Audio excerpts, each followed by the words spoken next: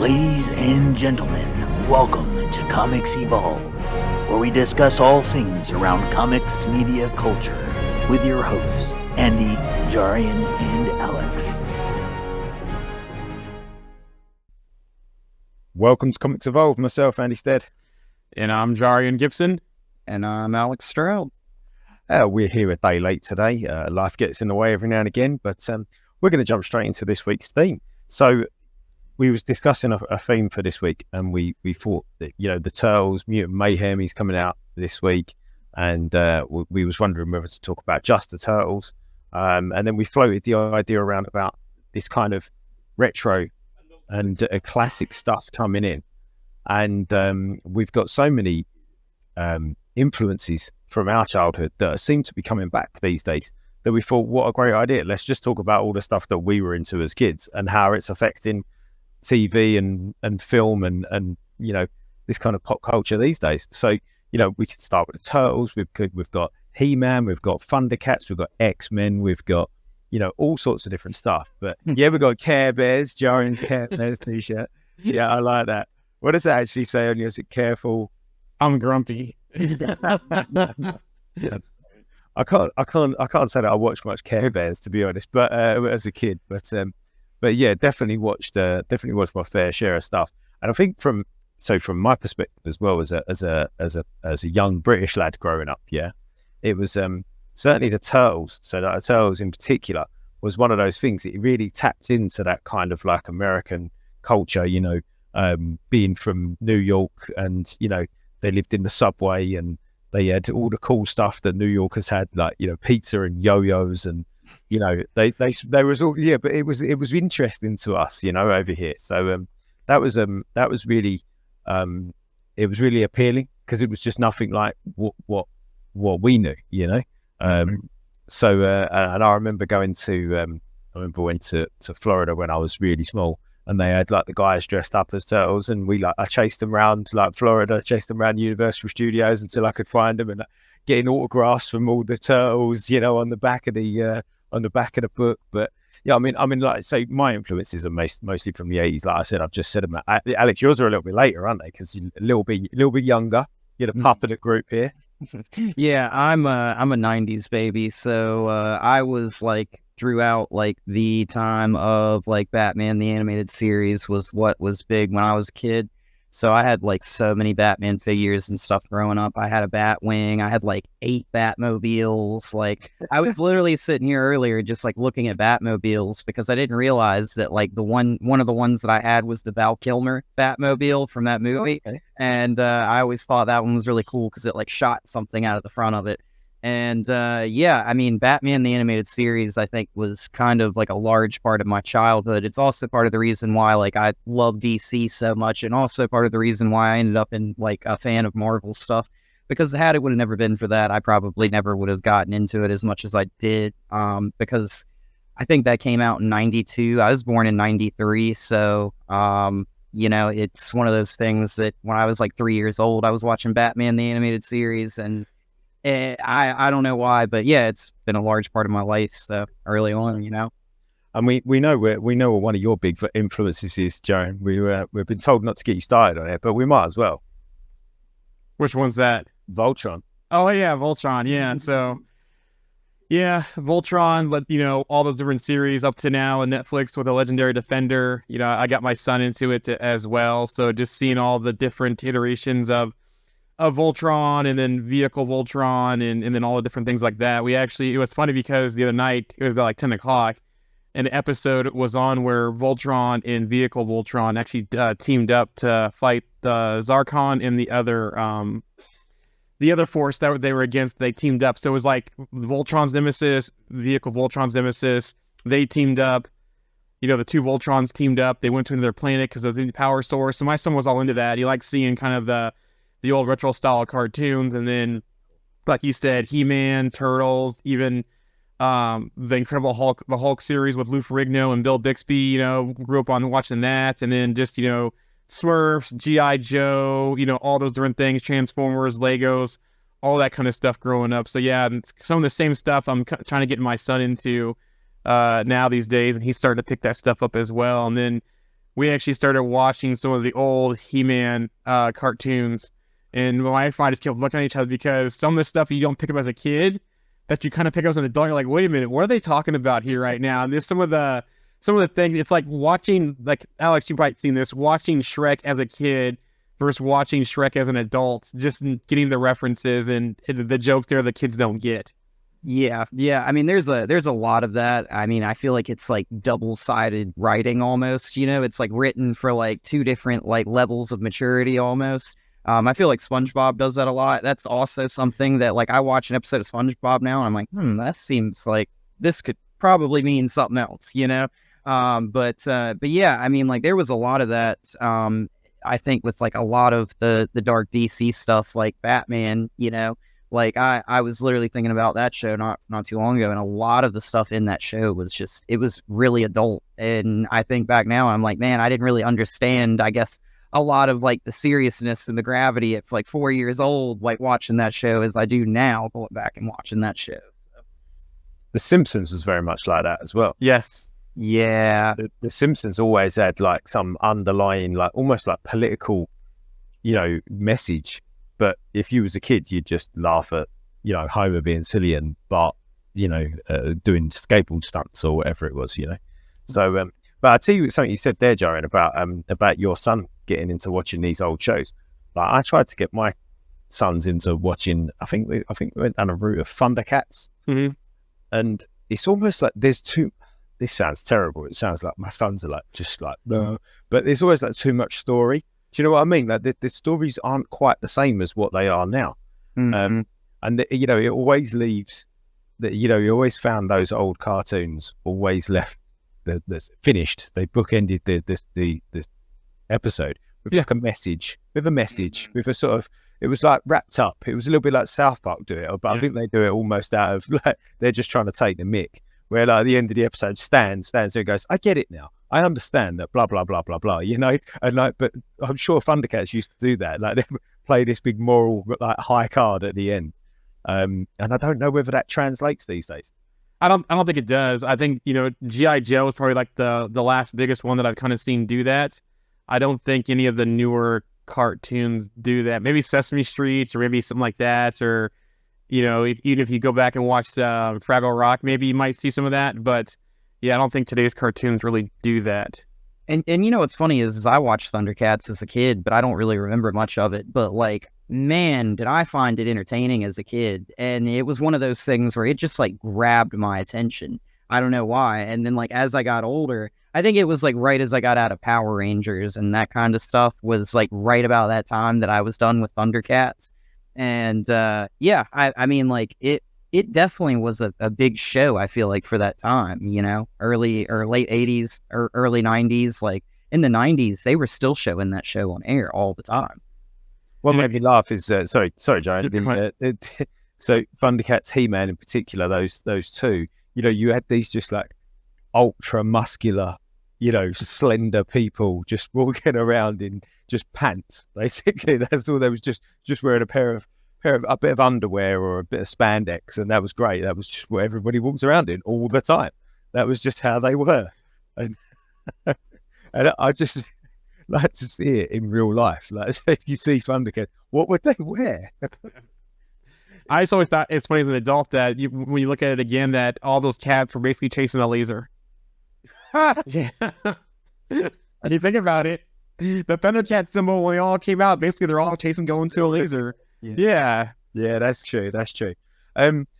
So you know, there's some influences that we've had in our past, but you know, how are they now, you know, affecting the industry that we're in, that we're sort of talk about on a week to week basis now? You know, we're seeing obviously Transformers has probably been one of the biggest ones. I think that's kind of still happening now. You know, I mean that started off as a toy. That wasn't even a show, was it? That was the toy first, then it became a show, and now it's obviously a pretty big franchise, still making movies now. We've got the Turtles coming out. That was a comic, I believe, first. Then it was a TV show. Then it was toys, and now it's a movie franchise. But obviously G.I. Joes have had a couple of stabs at it, haven't they? And I know obviously in this latest Transformers movie, there's some links there. But what are we seeing? Are they translating well? Do we think, or?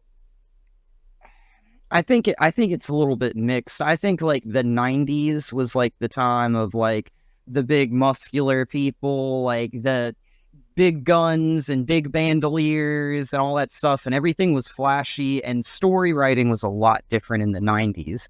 And I think that's a lot true with the toys as well of the 90s. And like flash forward, I feel like all this time, I feel like stuff's maybe not the same as it used to be. Like, I mean, I didn't watch that He-Man cartoon, but I heard that, like, it was not as good as it used to be, and I could be very wrong about that. Maybe you guys both watched it. You mean the newest one, Netflix, or? Yeah, the newest one on Netflix. I've heard. Yeah, I watched it. Nothing He-Man wise has really lived up to the original cartoon. I think the closest thing that's really lived up to it was the Dolph Lundgren movie. Where he played He-Man. I think that's like the closest thing that's lived up to it. But ever since then, any kind of remake they've tried to do, the Netflix animated ones, the Masters of the Universe Revelation, not relating to anything that has gotten to that level yet. And now they're still trying to make a live action He-Man again, which I'm all for. But it seems like that's kind of circling the drain too. Mm-hmm. Yeah, I mean, even the Turtles, like when they did a Turtle show in the early 2000s, and that's my favorite Teenage Mutant Ninja Turtle show. I love that show. I watched that show as a kid. I think I was like 7 or 8 or 9 or something when it came out. And that is the one where I want to say like they didn't want to have the turtles like stabbing people and doing that kind of stuff. So they made like little aliens in their stomachs and put the focus on like they're always wearing machines and stuff like that. So that way when they like actually get into a fight, it's not like, trauma. Yeah. Children. Was that when they not rebranded it, but just tweaked the name a little bit? It was Teenage Mutant Hero Turtles rather than Teenage Mutant Ninja Turtles, because almost like Ninja was a bit too violent for it. That might have been. I mean, I know that they made like some changes then, because the original Teenage Mutant Ninja Turtles comic, if I remember correctly, is very kind of gritty in comparison to like that original TV show that we got. And then when they tried to, in the 2000s, they were trying to, I guess, like rebrand it, like make it like one of those things where it's like just, I guess, different, tougher, more lean kind of type of cartoon. And I remember that cartoon for me, I think, carried a lot of big situations. And they did a really good job of, on that weekly to weekly basis, keeping me entertained, like showing up the next week and wanting to know what's happening next with the Turtles.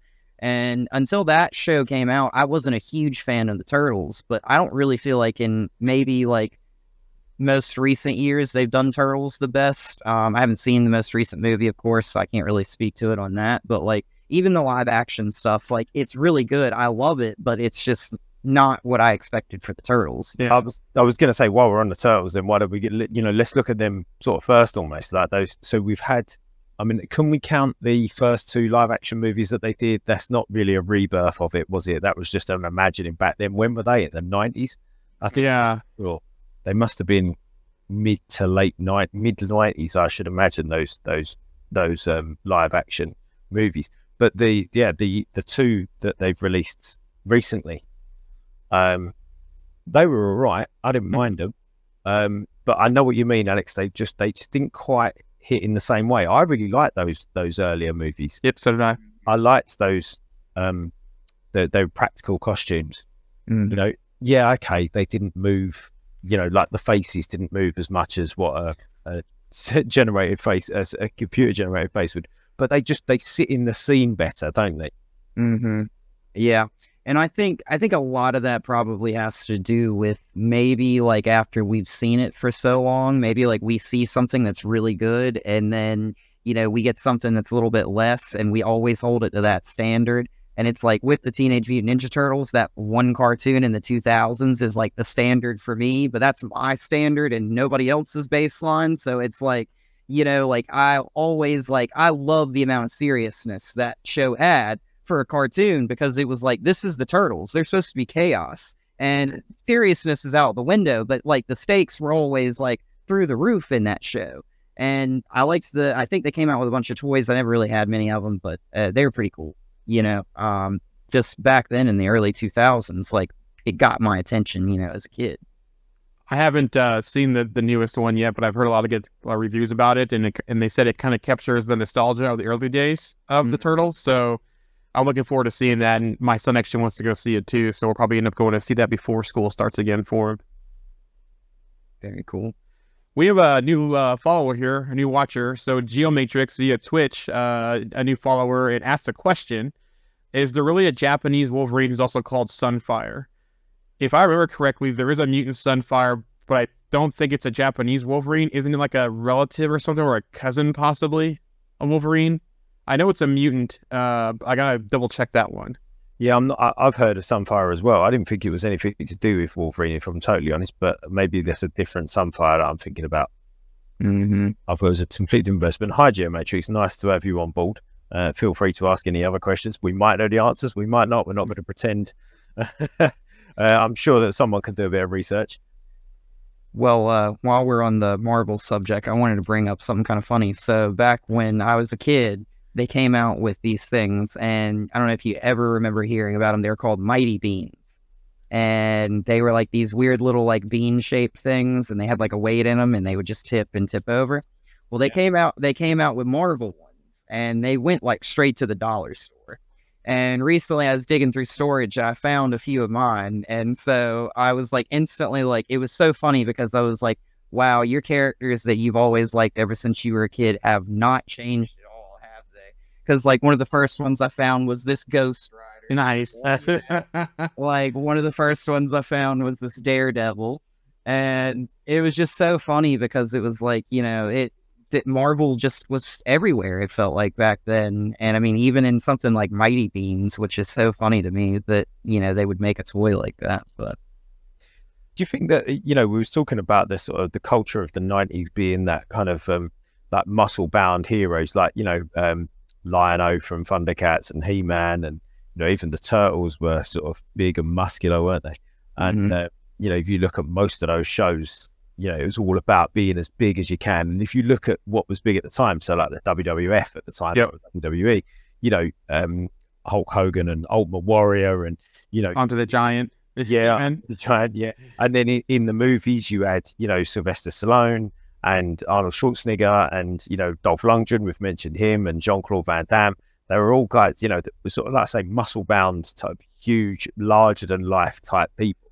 Mm-hmm. And don't see that as much anymore, but that has it's mutated, excuse the pun there, but it's kind of mutated into Marvel, because we see that quite often, don't we? Like a character gets picked, an actor gets chosen by Marvel Studios or DC or anybody really, that's producing a superhero movie, and they go on this, extreme sort of training program, to pack on a load of muscle and become that hero, that sort of storyboard hero that we would see in the comics. Those muscular heroes, the ones that we used to see drawn. Now they're not just bodybuilders turned actors; they're actors turned bodybuilders. Almost the other way around. Arnold Schwarzenegger and Sylvester Stallone were bodybuilders, and then they've become actors off the back of it.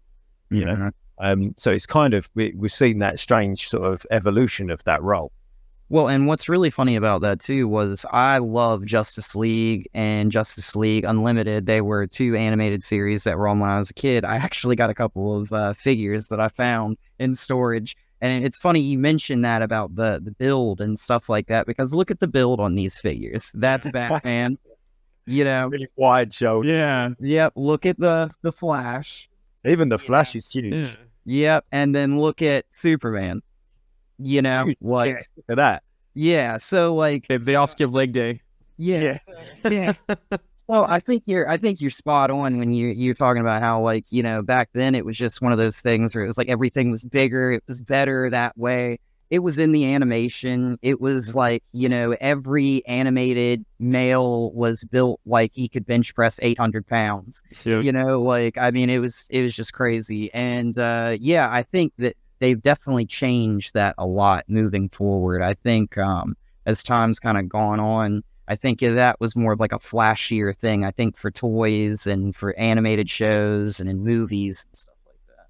Yeah, because you look at some of the characters today, whether it's Marvel or DC, they're not all really jacked like that. Yeah, Chris Hemsworth got jacked for Thor.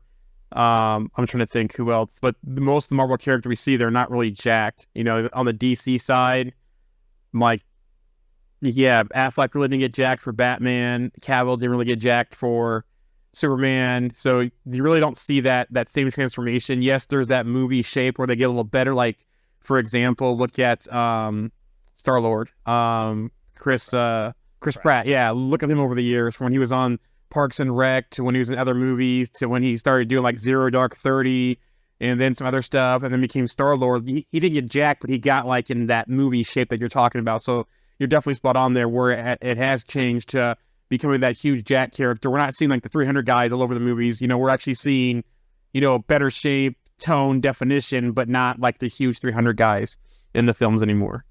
Yeah, true. Spoke about it a minute ago. Transformers, you know, started as a toy, into a show, and then into this. You know, whether you like them or not. I mean, how many has there been now? 6 or 7, maybe, of these movies. I mean, they're still making money, and they're still making these movies, and it doesn't look like they're going to stop either. You know, I had a few of the toys when I was a kid. Not a great deal of toys. Watched a lot of the cartoon, to be fair. Really enjoyed the cartoon. Thought it was good fun. And the first movie, I absolutely loved the first movie. I thought it was really, really good. And I thought some of the special effects in that movie were absolutely groundbreaking. Like what Industrial Light and Magic did with that, and that was around the same time as Iron Man as well. And what they did with that as well was pretty, because that was Industrial Light and Magic that did Iron Man as well. So that was they were pretty clever with how they did that at the time. And I actually look back at some of the special effects on those movies and think they probably look better then than they did 3, 4, 5, 6 movies down the line. Yeah. You know, they almost like over-engineer the special effects, certainly in the Transformers movies. You know, they get so complicated that it's kind of, it doesn't suspend disbelief anymore. You just kind of, yeah, it's just another robot, you know. But I remember watching that first Transformers movie, I was blown away by some of the special effects and some of the noises and sounds was just so good. Really enjoyed it. And then speaking of Transformers, so today in 1986, the Transformers the movie was released. The cartoon one where Optimus Prime died fighting Megatron, and then Megatron came back as Galvatron. So what a great day! Yeah, what a great day! But yeah, that's a franchise that's really taken hold. Like I said, like them or not, they've made lots of movies, and they must have made lots of money. And I mean, you know, there was some shoddy stuff in there, but they're fun, and I understand why people like them. As we know, I'm yet to see this new one because it's supposed to be on Paramount Plus, but it's not over here. It is here. You got to see it because they actually did Unicron. I don't want to say Unicorn. Unicron proper in this movie, from the sound effects to the look. You didn't see him in the big robot shape. You just saw him in the planetary shape. But even that same tone, the same way. Like, think about when you saw Transformers the movie, the cartoon, when he basically kept calling Megatron or Galvatron back and yelling at him and that kind of stuff. In this movie, there's no Galvatron, but there's still Scourge and the Trackers type thing. And he's kind of doing the same thing. It's like, I will punish you. You know, you got to find this for me so that can stop me, blah, blah, blah. So there were some pretty cool elements in there. And like I said before, they're like building a whole new universe because we mentioned G.I. Joe, and it seems like they're going to cross over with G.I. Joe, the Transformers being more of the lead and G.I. Joe being an ally to them as they go along and have more of these types of threats after this second movie they had in this universe. Because again, the Volley movie with Haley Steinfeld, that was the first one in this new universe, and the new one is the second one in that universe. So, which I just want to say, it's so funny that they're going to do that G.I. Joe, like Transformers crossover, because I loved G.I. Joe as a kid, and I hated Transformers as a kid. I remember being a kid and like watching Transformers and being like, so these machines turn into cars? Wow. I'm not interested in this at all. Like, I was just like so bored, and like as an adult, like I still struggle with it. That's just me though. But like, yeah, I don't know why, but like, I remember the cartoons like growing up, and the cartoons were cool. I feel like the cartoons back then, like everything was just good. Then. Yeah. You know what I'm saying? I was just about to say every cartoon was pretty cool, weren't it? Yeah. Yeah. But then, do you know what? For saying that though, I was going to say earlier. I think you said something that made me think. I think Jaren might have said something actually. Going back and rewatching these things, does it kind of taint it a little bit? You know, do you have this kind of this impression of what it was, and then if you go back and watch it, is it the same thing again? Like as an adult, like if you watch it again as an adult, has it got the same sort of sense of wonder that you had when you was a kid? You know, when you're watching Transformers and you're seeing, you know, a truck turn into a robot, turn back into a truck, or if you're seeing a talking turtle, or if you're seeing a talking lion or panther or whatever it might be, does it have that same? Do you know what I mean? That same sense of wow, you know. I would say some do, yeah. Some do, like Transformers. Like I can go back and watch Transformers the movie like all the time, or even the old cartoons. Even, you know, I think the ones that kind of give me is kind of He-Man a little bit, because there's a different perspective as an adult versus a child watching that. Even watching my son watch it, and then my wife and I watch it, and her and I kind of catching things that he's not picking up on. So yeah, those sort of things they kind of translate over. I need to go back and watch some of the older Turtle stuff to see. The movies, I've watched like the original 2 movies they had back in the day in the 90s, and those really were kind of the same for me, but I was also older watching that as well. I wasn't as young. G.I. Joe, about the same. I wonder if I need to watch Thundercats and see or change any of that. You know, the Hulk pretty much is the same, you know, the Incredible Hulk show. So I'm trying to think anything else really changed for me. I don't really think that much other than some He-Man stuff maybe. Yeah. I've got one. No, so I've got one to talk on, and Alex can definitely come in on this, and I can't really, in a way. You touched on it a minute ago, Power Rangers. Mm-hmm. So, I mean, that was huge, just in the sort of early, mid, even towards the late 90s as well. I was kind of a little bit on the back end of it, really. I was kind of like 13, 14 when it started coming out, so it was kind of, it wasn't quite cool to like the Power Rangers, you know, so I missed all the Power Rangers.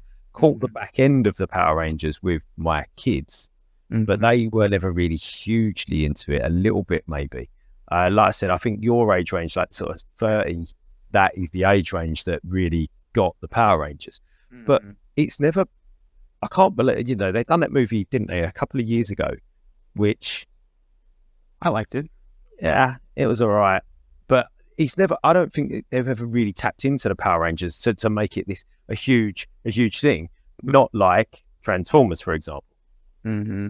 Yeah, I mean, they got me as a kid with Power Rangers because I would eat breakfast in the morning before school, and I would watch TV between like 7 to 7:45, and Power Rangers came on, I think, ABC between 7 and 7:30, and I would sit there and eat my breakfast and watch Power Rangers. And I got really into Power Rangers. I remember the one that I actually really cared about, I think, was Animal Force, I think is what it was, like Power Rangers Animal Force, whatever. It was the one with like the where it seemed like it's more focused on animals, and anything with animals draws me in.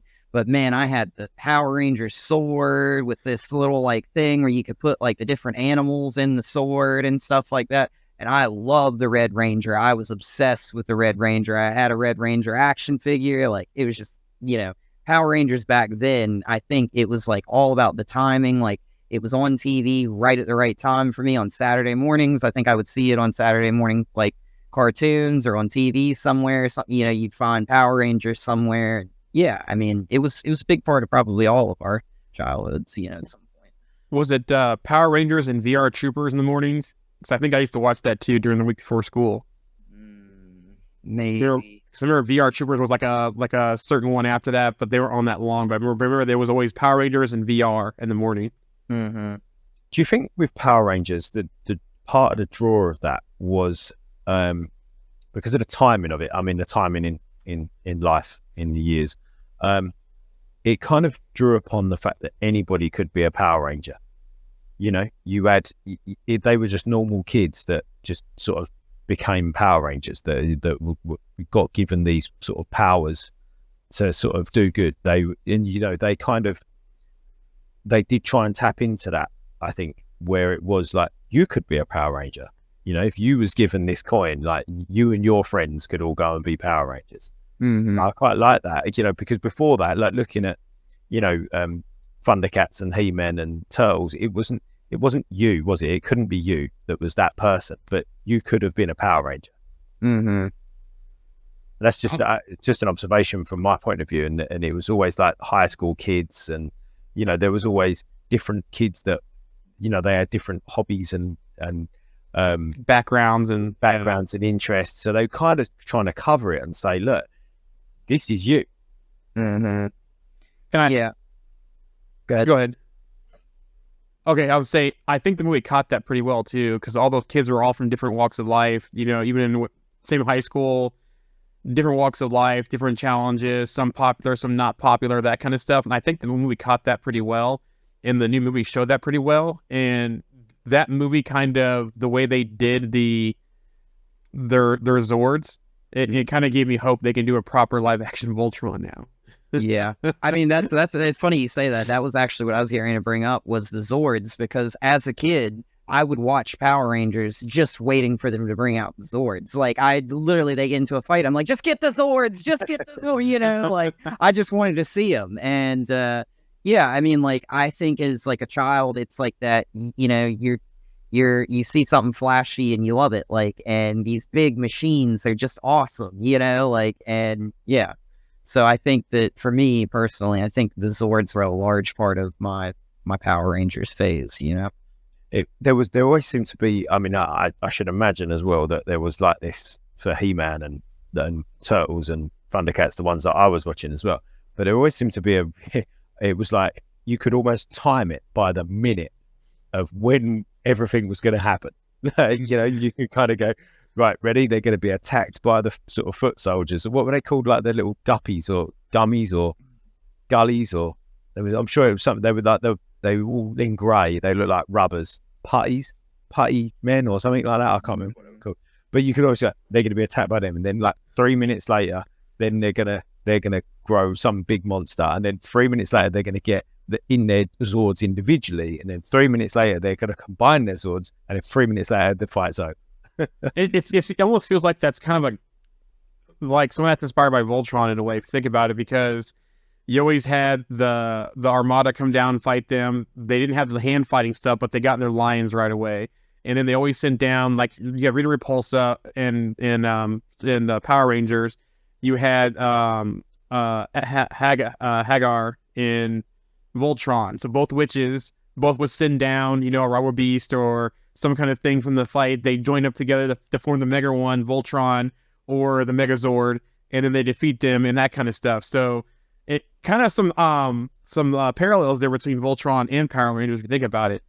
I think it's just one of those things. It's just how you tell a story, isn't it? Yeah. That I mean, you've only got 23 minutes, 27 minutes, something like that for one of those episodes. Like, there's only so much time you can spend not doing those things. Because like you said, Alex, as a kid, all you wanted was like, bring on the Zords, like get the Zords here now, like hurry up, So you've only got a certain amount of time. Like, so you quickly tell a story, show off the new villain, have him come down, and then get the Zords out, And what's really funny is I feel like my Power Rangers phase ended when I found this TV show on Cartoon Network called Megas XLR, and it's about this guy who gets this robot from the future. It's basically like a giant Zord, but it's like a time-traveling robot, and he rips the head off of the thing and puts like the equivalent of like a Mustang on top of it, and then has video game controllers and stuff, and is fighting giant monsters with this giant machine, and it's got like flames going all up and down the legs. Like it was awesome, but it was one of those things that for me, my transition from the Power Rangers was so quick, because I found that he would like hit the gas in the car and the robot would rev up and stuff. It was just so cool. I still will go back and watch that cartoon to this day. I love that cartoon so much. From the chat here, Aggressively Relaxing via YouTube chat says it was putties for the minions. Yes, thank you. That's it. They used to wobble around just in all grey, like gimp suits, basically. That's what they wore. They look like rubbers. They look like putty rubbers. There's something big that's happening right now. I mean, I haven't seen it. I'm meaning to take my wife to go and see it. But Barbie, I mean, a lot of the things we've spoken about were very sort of boy-centric, weren't they? Thundercats, He-Man, even Power Rangers, really. Voltron, Turtles. You don't hear or see of many females that were watching those shows, but they was all playing with Barbies back then. That's what they were doing. hence why this movie is just absolutely exploded. I mean, apparently it's supposed to be pretty good, but even if it wasn't pretty good, even if it could have been terrible, but I don't know, a large majority of the female population over the last 50, 60 years, I think they've been around for a long time, haven't they? Have probably played with a Barbie doll at some point in their life. Hence why it's drawn in such huge crowds. And then again, it's supposed to be pretty decent as well, which, is really helping. But, that just goes to show along the Transformers, the toy line, and Power Rangers sold toys like that was ridiculous, the toys that they sold. And they sell now for just ridiculous sums of money, don't they? Some of the Zords and the sword things you said about the swords and the belts and the buckles. And, Power Rangers, and Barbie, again, a toy line that's turned into a huge, fantastically selling movie. Mm-hmm. Yeah, when I was a kid, we had some of those electric Jeeps that you would drive around when you're like 4 or 5 years old, the little 2-seater Jeeps. And I think we had 3 of them, and 2 of them were Barbies, and one of them was just like a black Jeep. And my cousins and I got all 3 of those, and I will remember this for forever. As soon as we got in them, I guess my grandparents thought that they would just put us in the backyard and we would be out there driving around. Now, we were playing bumper cars with them, running into each other, and we were just destroying, these things, and they were about to have a cow. But yeah, I mean, Barbie stuff, I feel like everybody's been around Barbie stuff, played with Barbie stuff. It's probably a part of everybody's life at this point, at some point. And speaking of Barbie movie, it's the first female-led $1 billion franchise. Wow. So like Captain Marvel, but it wasn't because there was a male co-lead on that one. Barbie is the first true only $1 billion franchise that's female-led.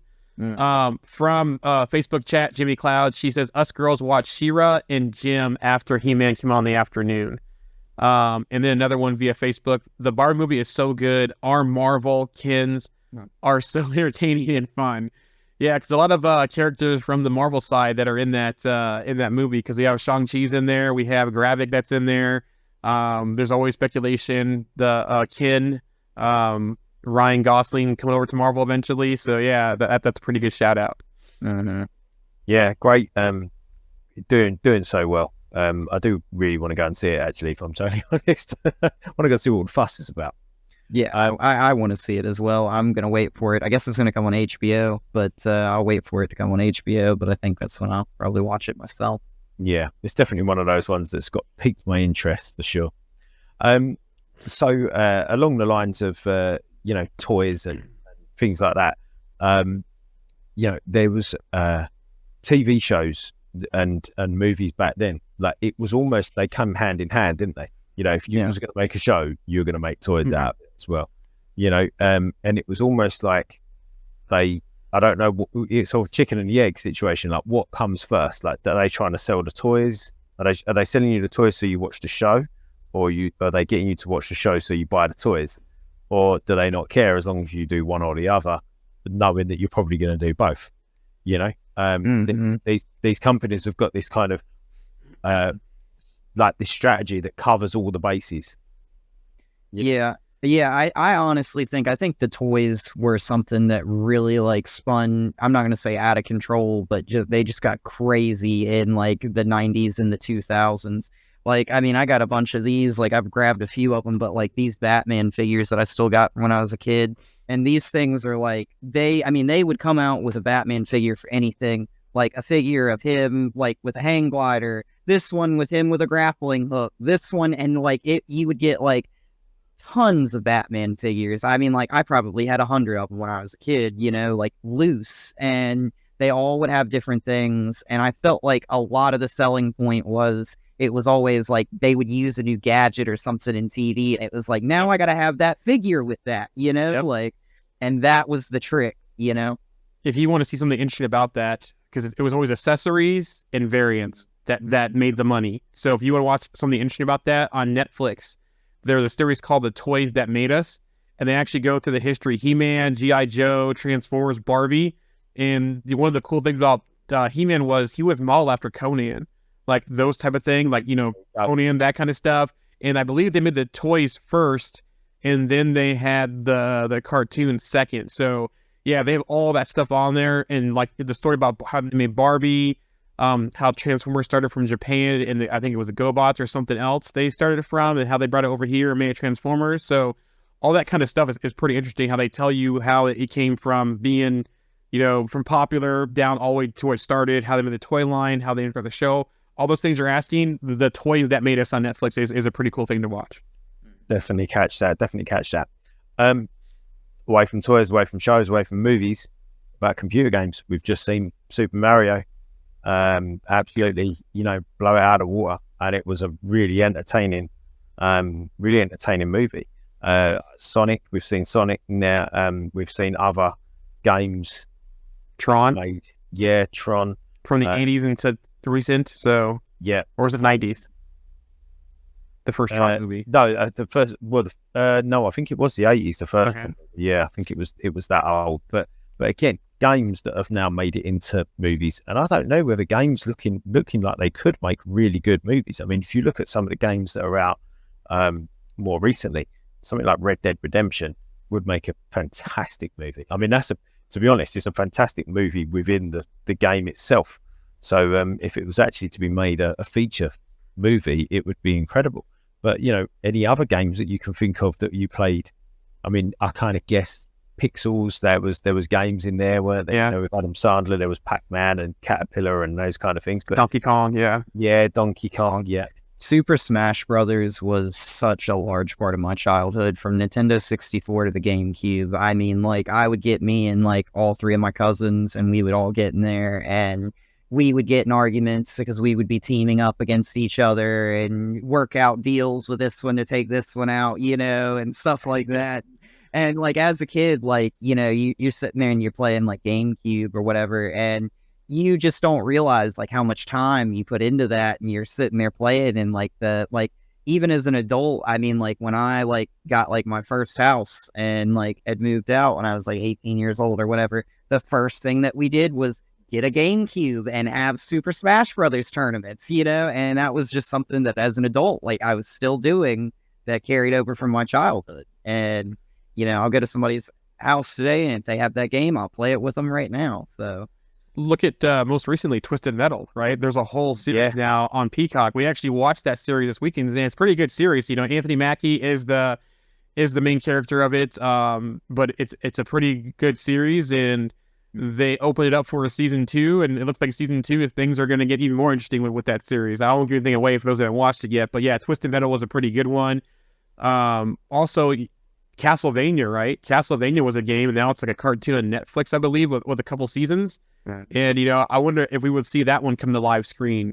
Even Legend of Zelda, they have so many different variations of Zelda they could turn into a movie. So there's all kinds of stuff they could do with some of these video games to turn them into movies. Yeah, and I mean, like, that Mario movie, it kind of shouted out Super Smash Brothers, like Mario Kart. Punch Out. Yeah, Punch Out. There were so many, like, video games that I played as a kid that were kind of, like, touched on in that movie, And they can properly extrapolate those little sort of shouts to those games from that movie into a movie of its own. They could probably even do a movie just on Donkey Kong and how the Donkey Kong Kingdom came to be. Yes. Yeah, so awesome. Yeah. Love that. I think that we said a little while ago that I'd quite like to see all the sort of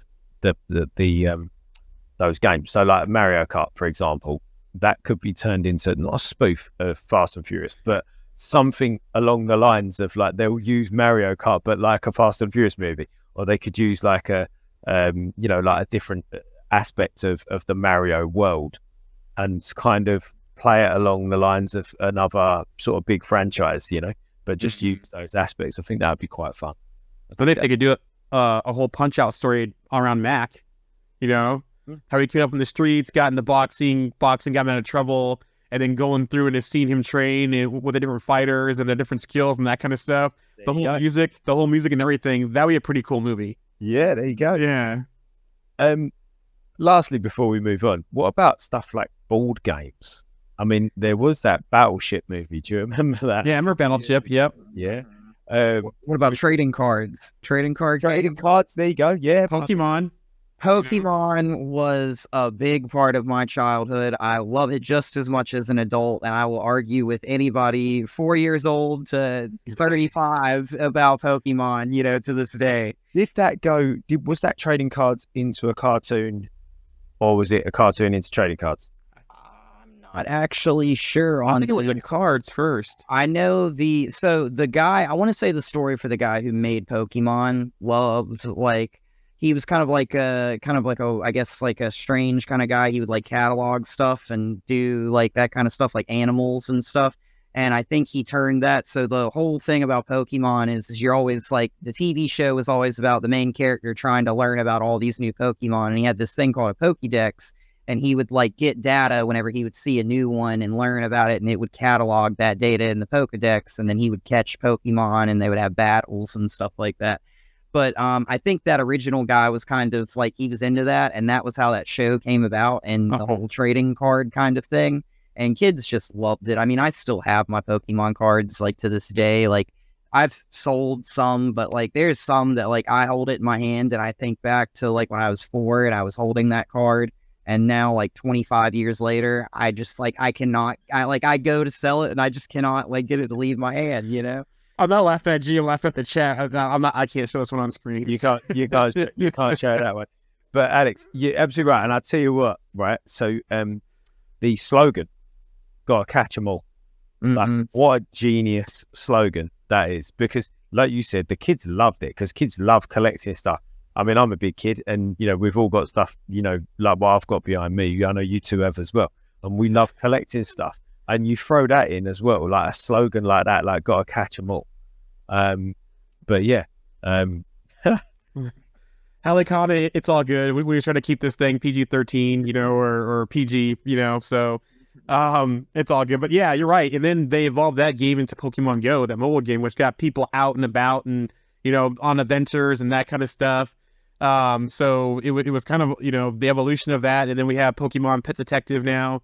Movie, and they could expand that universe out as well. So interested to see where they go from there with that. Yeah, I also played another one. It was called Yu-Gi-Oh, and I was really big into Yu-Gi-Oh growing up. And I mean, still to this day on Steam, I actually will get on the computer sometimes and be doing something. I got 3 monitors, and I'll throw Yu-Gi-Oh Duel Links up on one screen and do something on the other 2, and just be like casually having a duel with somebody while I'm doing something else. And Yu-Gi-Oh is just one of those. They came out like, it was probably like towards the end of like, I don't know, maybe like I was like maybe 15 or 16 years old. They came out with a set of cards, and they were called Elemental Heroes. And it was like all hero kind of like superhero kind of like characters. And that just drew me right back into Yu-Gi-Oh! And I went right back into it hard. And yeah, Yu-Gi-Oh! Has always been a big part of, I feel like, that kind of stuff for me, Amazing, isn't it, when you look at it on all those different paths that we've spoken about over the last sort of 40 minutes or so, that we've got things like Pokemon that have gone from, trading cards to a cartoon or back and forward for those things. Now we've got an app. Yeah, there's the game now. Look at Game Boy. But yeah, there's got an app. And then we've got things like Transformers that have gone from a toy into a cartoon, into a huge movie franchise. We've got things like Super Mario Brothers that's gone from, a computer game into more advanced computer games, and now into what looks like could be a little shared universe of its own. So many different paths from where we were to where we are now, and it's interesting to see these things grow and the evolution of these things. So it looks like we have a fellow Englishman on here, Andy. So Halicon73 via Twitch chat says, fellow Englishman, London, nice to hear the accent, dude. It's a great thing that UK and the USA get along so well. And then he also follows up by saying, I collect original 80s Transformers toys. So Nice. Yeah, that's awesome. Well, if you know what, get onto our group and share some pictures of your 80s Transformers toys there. Comics Evolved on Facebook. Join us there. And then other things too. Don't forget about Dungeons and Dragons, right? That as a board game with that kind of stuff. I think they've had 2 movies now. The earlier movie, and then now the most recent movie. And then you got stories. Hold on a second. He goes, Yeah. I'm 49. That's mid never truly go up. Hey, I'm in my 40s too as well, man. So I agree with that also. But then you see things like Wreck-It Ralph being made, who kind of influenced from the game industry, and then that cartoon made. There's actually a video game of that now. So all those different influence. Oh, he also collects Dungeons and Dragons box sets as well. Nice, very cool. Awesome. Definitely get onto our group and share some of your stuff. Yeah, That'd be great to see that. Yeah, no, you're absolutely right, Joe. And there's so many of these cool little sort of evolutions of these things that we used to do as kids. And I think technology has really helped us, like with Pokemon, for example. You know, Pokemon's gone from trading cards to now an app on your phone. You know, and you can collect them all on an app on your phone. You know, is it the same? No. Is it as good? I don't know. But there's an evolution there, isn't there? And it's great to see. Yeah, and the Game Boy era, like, I feel like for me, like, I played so much on Game Boy, but I can tell you, like, probably 75% of my time was playing Pokemon games. Like, I just was, like, obsessed with Pokemon, and they did that thing where, like, they had convinced me that I had to be a Pokemon master. I had to collect them all. You know, like, I had to. That was just my life's mission as a child, was to be a Pokemon master. And that's kind of what I was saying about the Power Rangers fee. You know, they convinced you, they could convince you could be a Power Ranger. You got, that's who you are. You are a Pokemon collector. You know, go collect all these Pokemons, you know? Helicon also says, well, you have my follow. It's been a brilliant stream. Thank you. And then he also follows up saying, Alex, about your comments there. Brilliant, Alex. Also, too, look at Legos, too, you know? Lego started off as toys, and now we have all kinds of Lego franchises now. We got into Lego Movie 2, the Batman Lego movie. You know, we have things like games, you know, like every game's like a Lego movie. Star Wars, Marvel, all kinds of Lego stuff, games you can play out there now too as well. So it looks like Lego has also you know, spread its wings out into just being the blocks you put together to also being electronic and movie media as well. So. And I wasn't a big fan of those Avengers games, like the Lego games, but I played one not too long ago, and I thought it was so cool how when you defeat somebody, all the Legos, like the pieces. I don't know why, but I found that so funny. Like, I was just like, gotta keep playing. And some of the storyline is pretty cool in those games too. Like, my son and I have been playing the Lego ones, the Marvel ones, a couple different ones, and just going out and collecting all the things so you can get different skins and different suits and, you know, different minifig type stuff too. And then now he's currently playing the Star Wars one, I believe. He's playing that one, so. Even the Lego City game is pretty cool. Yeah, just the actual Lego game. It's not got the you know, a franchise attached to it. But yeah, that's really cool. That was a really good chat about retro stuff. Should we talk about some new stuff? Yeah, we can get on with the news. Yeah, so first thing off, let's some strike updates. Seth MacFarlane, who's done things like Family Guy and that one space movie or space series he's in now. I can't remember what that's called. He donated. Let me see here real quick. I bet Jarian wished you kept all your child toys for a box value.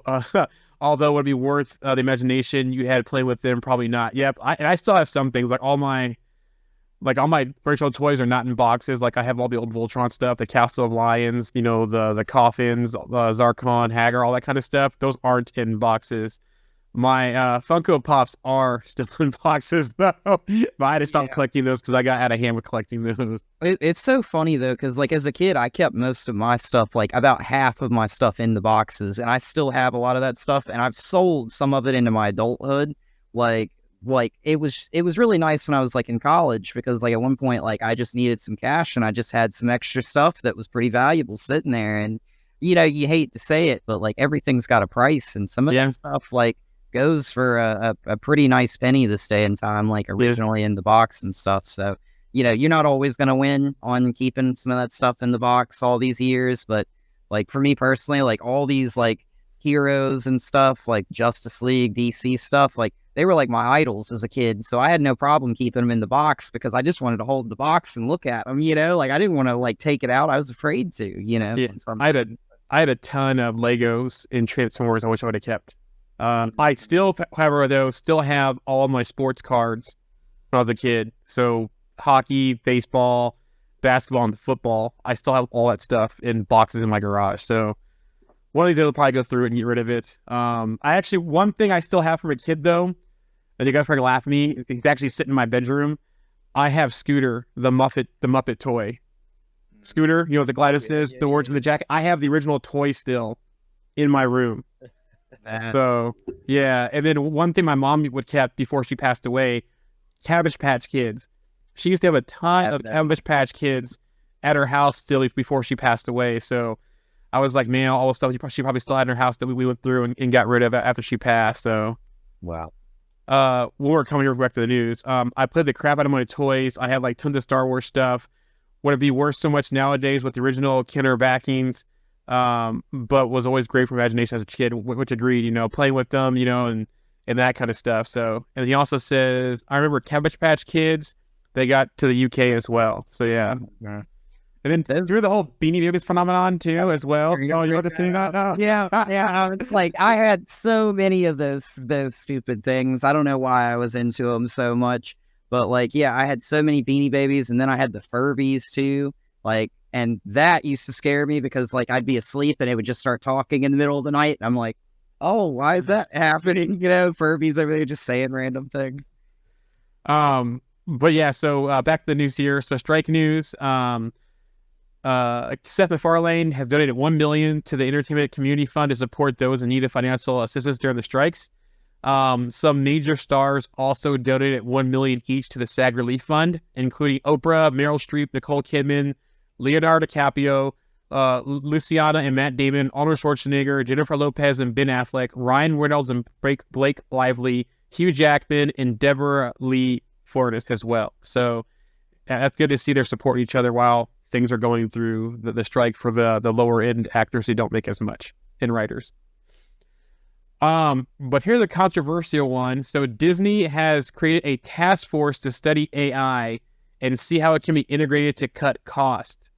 And right now they currently have 11 roles open that are AI related. So that's not so good news there. That comes off the heels of one of those shows recently. The actors said they were scanned. They didn't know why. I think it was WandaVision or another one. Yeah, it's like one of the background actresses or something, right? And they said that they wanted to use it for CGI or something like that. Yeah, that's so interesting. Yeah, it's all a little bit worrying if you ask me. Yeah. Fantastic Four news. It's been a wild week of rumors. So at first we heard that, what's his name? Matt Smith was cast as Reed Richards, or he was accepted the offer before the strike. Then it was said it was unknown if he was accepted or not. Then it was said that Sue Storm will be the lead in Matt Chapman's Fantastic Four. It was previously reported that Marvel would focus on her casting first, then build the rest of the team around her. And now it's been reported that Vanessa Kirby has been offered the role of Sue Storm.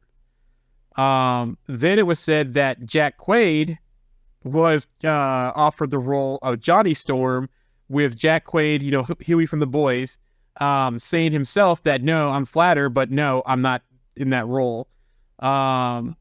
Then it was said it was not Jack Quaid, but a popular fan cast. And then it came out that Ebon Moss-Bachrach was reportedly been cast in an unknown role. There's been some people saying that it's not Ben Grimm, though, but they could make him the Thing. You know, it's really said not Ben Grimm, but he could be the Thing. But could he also be the Silver Surfer? But then it was reported from insider Jeff Snyder that Marvel wants a fat white guy to play the Thing. There's still a lot of chatter around Antonio Banderas playing Galactus, or at least voicing Galactus. Then it came out later on that Matt Smith is not expected to be Reed Richards. Like I said, Ebon Moss-Bachrach not expected to be the Thing, but still could be in the movie, which again, he could be, wait, I had that backwards. He's not expected to be the Thing, but he could be Ben Grimm and someone else be the Thing, or the Silver Surfer. So as of now, here's what we have. Reed is not casty right now, Reed Richards. It's unlikely to be Matt Smith. Vanessa Kirby is pretty much in the role for Sue right now that we know of. Then it was said Johnny was cast, but not Jack Quaid. The Thing was cast, but not Paul Walter Hauser. Galactus will be Latino, which does follow up with Antonio Banderas chatter out there. Ebon Moss-Bachrach, not the Thing, but possibly Silver Surfer. Then it came out that Johnny Storm looks like to be Joseph Quinn, who I believe is from Stranger Things. Yeah, he played Eddie in Stranger Things. Yeah. So it looks like a lot of things going on. So the only thing we know right now is that we might have Sue and Johnny and possibly Galactus and a person in unknown role. So yeah, it's been a wild week of rumors with Fantastic Four casting. Yeah, definitely. That just sounds like people who think they know what's going on have just thrown as much shit at a wall and see what sticks. And at the moment, there's no confirmation on anything. So that's just insane. That was insane. I like Joseph Quinn as Johnny Storm. Yeah, I think that Sue Storm casting is probably, I mean, if that's real, I think that's pretty spot on. She looks just like Sue Storm. So I can't really vouch for her acting because I don't really know. Like, I can't think of anything that she's been in personally. But I've only seen her in one thing, and that was the Fast and Furious. She was in that. She was? Sorry, Mission Impossible. Okay. Not Fast and Furious, Mission Impossible. Yeah. So, yeah, something to keep an eye on. But also, too, the film will supposedly showcase multiple heralds. So he could be also playing Terrax as well on that old Ebon Moss back rack. So we're not going to get the Silver Surfer. We're going to get other heralds as well. So it does sound like this is going to be a Galactus-centric story. That'd be kind of cool. I think there was, Airwalker, too, was like another one of them. And Galactus had quite a few heralds, so yep. Deadpool 3 news, Emma Corrin on playing a villain. Emma says, I feel really excited to play a villain. I haven't done that. It's an itch I want to scratch. Emma was also baffled on the MCU and needed a crash course. Hands up, I'm not a Marvel person. I've watched Spider-Man and Black Panther. I was like, look, you're going to have to debrief me into this. It's such an intricate world. There's so much to it. It's an absolute mind F. All the language and Easter eggs, and this person relates to this person who did this, and this person came back, and this person's dead. It's amazing. So Emma's, one of the villains, but not the main villain. So there's a rumor going around, though, that Cassandra Nova, who is basically Charles Xavier's evil twin sister, will be one of the main villains. There's still a 616 villain that we've already seen that we don't know yet, also in this movie, and that could be Magneto. That could be, so interesting. Yeah, that is interesting. What if it's a time traveling mutant?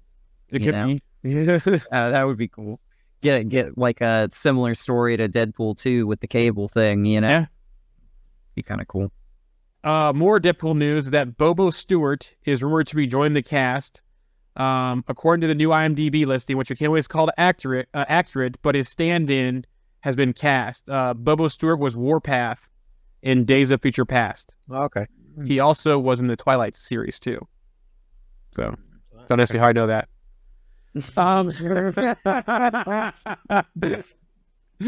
My wife and my nieces, they've been. Yeah, all right. All right. Moving on, Loki. Loki broke a Disney Plus record.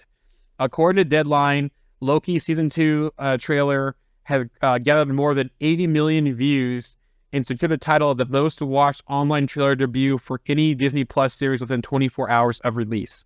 So people are excited to see Loki. Also, too, Loki has a budget of $141.3 million that's being reported.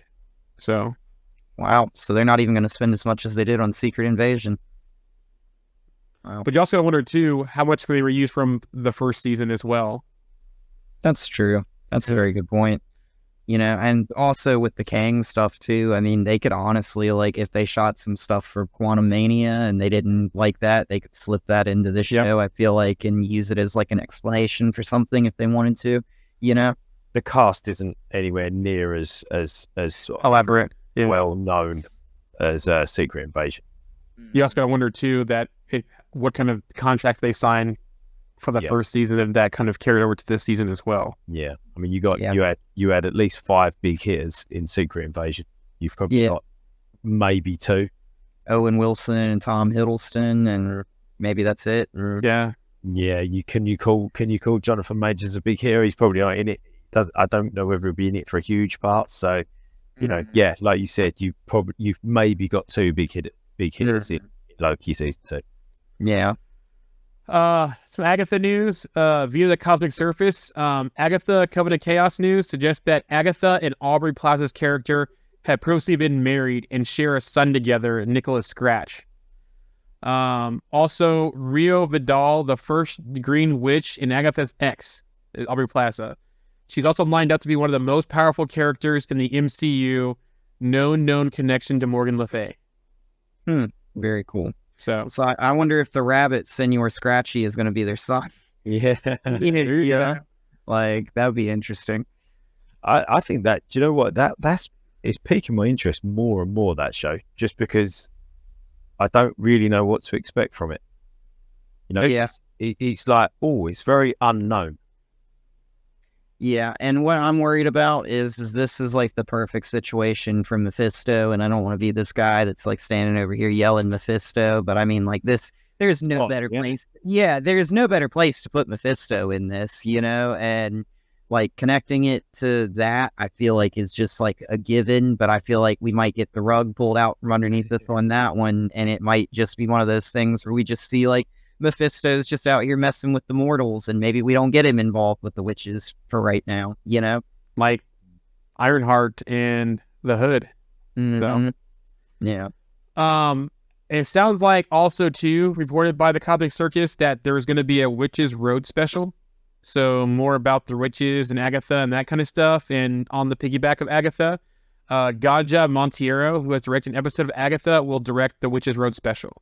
So I wonder if this is going to tie into anything like Where by Night, maybe, and the darker side of stuff. Interested to see if we get any crossing paths of that. We did get an I Am Groot Season 2 trailer this week in poster. It looks like it's going to be September 6th with 5 new shorts, and that's where the Watcher is going to pop up. Also, too, the new Lego set that is the Venom Groot. That's from that show as well, the Venomized Groot. So... Wait, so we're going to see a symbiote in that show? Is that supposedly what I'm... Yep, from what I've seen about because I have the Lego set too. I don't have it up here with me. But there is a group where you can do half Groot, half Venomized Groot, or full Venomized Groot. So I got 2 of them, so I can have both. But yeah, it looks like that's from the I Am Groot Season 2, from what I've heard out there. Oh, very interesting. From the chat here, the greatest trick, aggressively relaxing, the greatest trick Mephisto ever played was making you think he doesn't exist. Yeah. He's been there the whole time. Yeah. I forgot to say to Halcyon. He did say bye to us. He said, I will bid thee farewell. I have dragons to slay. By the way, Guardians of the Galaxy 3 was awesome in the cinema. In the Netflix series, The Boys is brilliant. That's Amazon, though.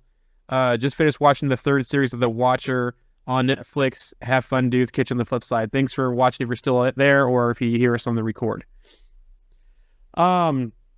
Miss Marvel, who is now showing, I believe, on ABC, at least the first half of the season. I think that was this week. It won a TCA award for Outstanding Achievement in Family Programming. So that's cool. That's some good, clean family fun there. Fun, Cotton. Yeah. And it absolutely was as well, though, wasn't it? It absolutely was. That was probably my biggest surprise of a Disney Plus show so far. Yeah, me too, because my daughter, who's not really into any of this, actually was weekly watching it with us as a family. So she's only done that with this and Moon Girl and Devil Dinosaur. So, So there's been some IMDb stuff out there, and we know that IMDb, although is not 100% accurate, it is a lot more reliable than the Google casting stuff. There was some notable assistance stuff posted out there. Thunderbolts, assistance for Lawrence Fishburne, Rachel Weisz, and Claire Galley. So, which makes sense for Thunderbolts seeing, Lawrence Fishburne back, maybe, Ghost. Yeah, for Ghost, and what else he could be working on. He has the quantum experience stuff with Hank. And then also Rachel Weisz, who basically was, responsible for the Taskmaster program and the mind controlling stuff, and she was Iron Maiden. Also the tie to Yelena as well. So those make sense. Dara Boynigan, Royce Johnson, assistance for him was listed. And then Wonder Man, assistance for Rika Morjani, Ed Harris, Evan Peters, and Demetrius Gross, which we know Demetrius is going to be, it seems like he was cast as Wonder Man, I think. in the series. Evan Peters, there was rumor about him being back as Ralph Boner in the series, and so yeah.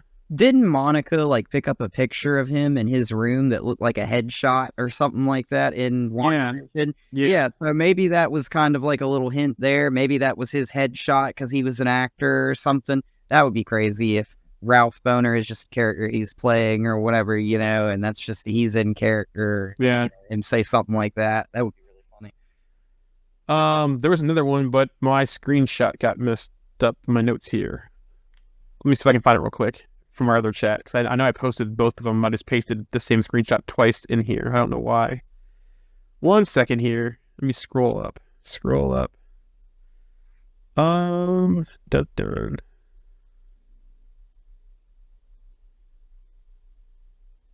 It's getting there. There's a lot of chatter in this. I realize how much chatter we have in this chat. Yeah. Yeah, that's Witches Road special I mentioned already. That screenshot. How far back was this?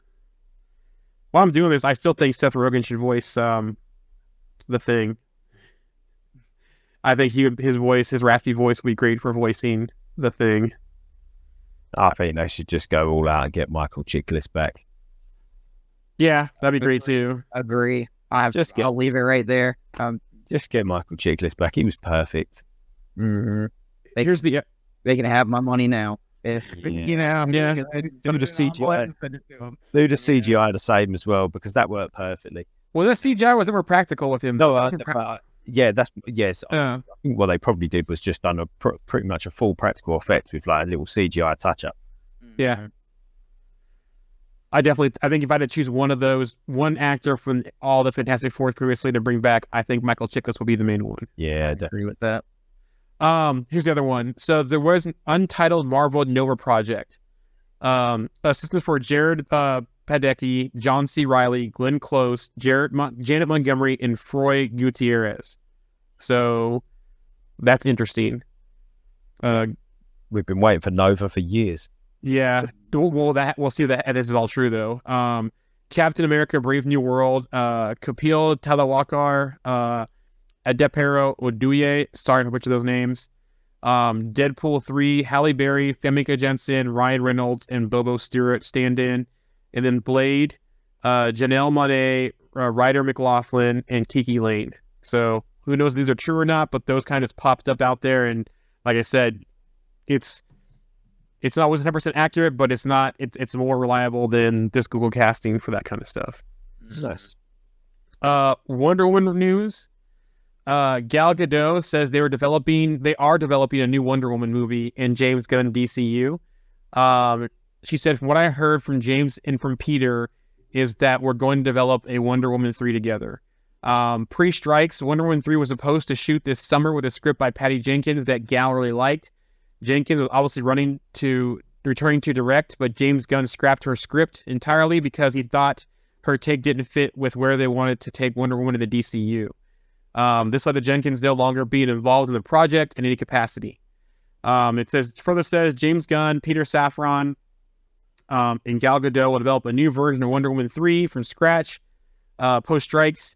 At the end of the day, it won't really be Wonder Woman 3, but a reboot starring the same actress. Some things we saw in her previous movies will stay the same. Some will change, which, again, she's popped up all over the place too and stuff. So, I'm fine with her staying. I would have kept Affleck too as Batman. I thought he played a good Batman also. I quite enjoyed the first Wonder Woman movie. The second one was a bit rubbish, but I enjoyed the first one. I thought it was all right.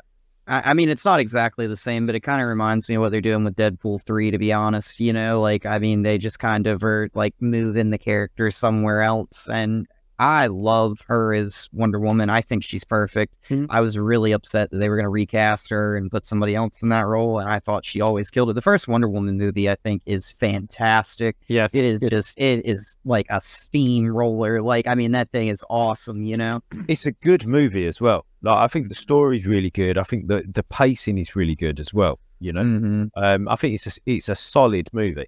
Yeah. It really is a solid movie. The second one is a bit of a stinker though, isn't it? Terrible. Yeah, and I think with the second one where they kind of messed up was they were just trying to do too much, and they could have left that like as a Wonder Woman and Cheetah movie, and I think that would have been great. But like when they brought in the Mandalorian actor, I don't know why I can't think of his name, the one that played Maxwell Lord, Pedro in that Pascal. Yep, Pedro. He basically like, he more or less like he did a good job, but I just don't really think we needed Maxwell Lord in that movie. It seemed like it was just like how she defeated him and everything. I don't know if you've seen that movie, Andy, but it's very weird kind of second movie, Yeah, I think she was more a plot device because that's how we got Cheetah. And I'm gonna say this right now: Kristen Wiig, Cheetah portray the whole movie. That was the best part of the whole movie was her. I agree with that. Yeah, like definitely. And I just felt like Maxwell Lord was like one of those things where they could have done, what was it, the Philosopher's Stone or what is? I cannot remember what it was. But yeah, they could have just left it at that and just used that, and Cheetah could have gotten it and turned herself into Cheetah. Yeah, true. And then that could have like that whole thing about like everybody just like, looking at the TVs and stuff. That just felt so weird for Wonder Woman, like, I don't know. It's a very interesting thing. Yeah, I think that's the reason why I think I finished that movie was because of the Cheetah portion of it, because just the way her transformation and then the whole fight, that kind of stuff, and then all that was just great. Mm-hmm. But there were some terrible scenes, like that part when she's running when they're in Egypt or in the Middle East somewhere. That was a terrible scene. That crying scene when she returns her. No, I'm not going to get to that. But anyways, that whole crying scene when she lets Trevor go, that was terrible. Mm-hmm. But probably the most worst scene of the movie was that scene, probably. Mm-hmm. And the whole story behind that too was just, I don't want to get into that. Yeah, the whole thing was creepy. So yeah, it was. Yeah. But hey, we got a cameo from what's her name again? Linda Carter in the movie. That's true. Yeah, we did. It seemed like they were setting something up there for that one. So, but I wonder what they're going to do if they're rebooted. They could do Wonder Woman kills the DCEU. I don't know. Well, what's so funny is even in the Shazam movie, I mean, Shazam's going to carry over into the future DC, it seems like, movies, and she was just in that. So, like they have that nice little line, which I really liked in that movie about, he's like, well, I get my powers from Zeus, and I know your father is Zeus, but that doesn't mean that we're related, like I thought that was really funny. If they do more, not Flash, Shazam, they gotta let Asher play Shazam, play both roles, Billy and Shazam. He was the better, it was, Zachary Levi was good for the first one just because the playfulness and the powers and it fit there, but the tone of the second one, he was pretty much so disconnected, and look at Megan Good and Darla, those two. Mm-hmm. Those two are absolute connected, both movies. The way that Megan Good portrayed Darla when she had her powers and that kind of stuff, Taste the Rainbow, Mother, that kind of stuff, that was perfect. All the other kids pretty much embraced their superheroes, with their younger self, but there was that huge disconnect again between Zachary Levi and Ash. Is Asher the first name or last name? I'm sorry if I'm not sure. I just Angel or Angel Ash or something like that, or yeah, I'm look up his name. I'm sorry. I'm not sure what it is, but I can just say this, that Levi totally was so disconnected. It was like he was less mature than the kid in that movie. Like as an adult, he's like half the age of Billy Batson as a 17-year-old, it seems like, and it was just like, okay. Especially when the mom goes, I want to talk to Billy. I love that meme, and he turns into Shazam, and she's like, no, bring the adult one back out here, Asher Angel's his name. I'm sorry about that. But yeah, I'm interested to see what they do going forward with that. And then, did she show up in The Flash too? I don't think so. I'm surprised she wasn't in The Flash also then. Yeah, I don't think so. The Flash was very weird what they did there, but Wonder Woman did show up, and Affleck did show up, and Wonder Woman was literally like in just to save the day for like 5 seconds, and then was like, oh, I'm off screen again. And then didn't she like grab Batman or something like that? I thought. Yeah, she like pulls him up with like the lasso of truth or whatever, and they have this like weird moment, and Barry like touches the lasso and then like admits something, and then it's also kind of strange. She's like, all right, well, see you later, and then she just jumps and flies in the air and she's gone. Like, it's like, okay. It would be funny if when Barry was admitting something, if he goes, what I'm talking about. That video of Ezra when he says that. I'm sorry, Andy. It's late. I'm getting off track here. That's fine. That's fine. But yeah, that's all the news I have for today. No, we're finished. Okay. Yeah, but again, if you haven't seen that on Netflix, all the retro toy stuff, the Toys That Made Us, it is a great series they have out there, and they talk about all different toy lines: Barbie, Transformers, G.I. Joe, He-Man. There's even an offshoot of that of the movies that made us that talk about how they did like some of those 80 movies like Home Alone and that kind of stuff. So that's stuff's in there as well. So if you have Netflix, go check it out. One last shout to the 90s. Let me just show off this awesome Ghost Rider figure from the 90s that I have. He's been taken out of the box and his head slightly turned a little bit. But yeah, Nice. I mean, pretty cool old school Ghost Rider figure there. You know, I should have found. Nice artwork on that box as well, Alex. Oh yeah, I think like all the flames and the like melted chains and stuff on it. Yeah, it looks so cool in that box, you know. You know, I should have found I have a box in my attic of old action figure stuff, and I have the Blade one from the first Blade movie that they released still in the package. I should have found that and got that out. I'll get it for the next episode. I'll pull it out. Nice. Show you guys. That was a fun episode. It was great reminiscing and getting all nostalgic about all the stuff we used to watch and as kids and play with as kids and what it's doing now in this modern world. And I think we got exactly what we wanted out of that episode, guys. And we had a couple of new people joining us and a couple of people returning back. So yeah, thanks for listening. Where can I get us, Jaren? Yeah, as usual, you can catch the live stream on YouTube, on Twitter, but on Twitter we can't see the chat, so make your way over to another place like YouTube, Facebook page, Facebook groups, Twitch, Trovo, and Kick, all called Comics Evolved. You can find us there, and then usually on our Instagram, Comic Evolved, along with TikTok, which I gotta still work on that one. So.